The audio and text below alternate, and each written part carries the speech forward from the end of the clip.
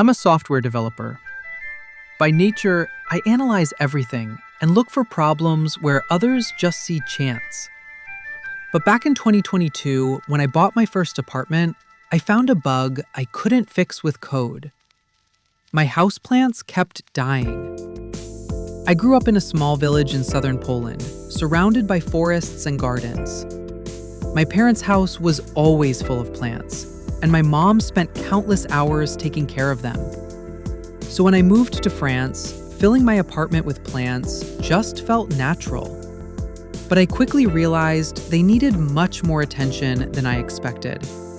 They were now growing in a completely different climate from the one I knew.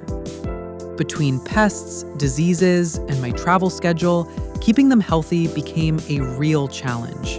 I started with cheap, upside-down bottle dispensers. Total failure. Each one watered at a completely random rate. Then I bought an off-the-shelf automated pump system. It kept my plants alive during a 2-week trip, but I quickly realized that every plant had different needs. A monstera, a cactus, and a small tropical plant can't all follow the same watering schedule. I needed precision. So I decided to build my own solution. I had zero electronics experience and couldn't solder at all. I started with a Raspberry Pi, solenoid valves, and a 3D printer to build the enclosure. Learning CAD, 3D printing, and all the hands-on skills was challenging.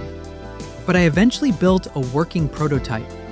It worked, but the power-hungry valves were far from ideal. But after building the prototype, I realized watering was only part of the problem. The real challenge was understanding what each plant actually needed.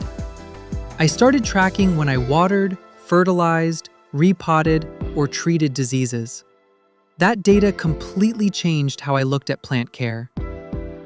This idea eventually became Space Between Leaves. It's not another app with generic internet advice. It's a plant journal that helps you track watering, fertilizing, repotting, and health issues. Then analyze what actually works for your plants and your environment. You can use the app completely on its own, without any hardware. The watering device is just an additional layer that connects with the app, allowing automatic control and logging events directly from the system. Right now, I'm building a completely new version of the watering device using servo motors. The goal is to make it smaller, quieter, more reliable, and eventually independent from wall power. Long term, I want to build an open-source plant care ecosystem with sensors, lighting control, and other hardware connected through an API. The app is free for now. If the community grows, I'll look for a sustainable way to keep it running, whether that's subscriptions, community support, or something else. I created this channel to share the progress, mistakes, and lessons along the way. If you have experience with electronics, 3D printing, or home automation, I'd love to hear your ideas in the comments. I work on this project in my spare time, so updates will come whenever there's something worth sharing. You'll find a few extra details in the pinned comment. Thanks for watching, and see you in the next one.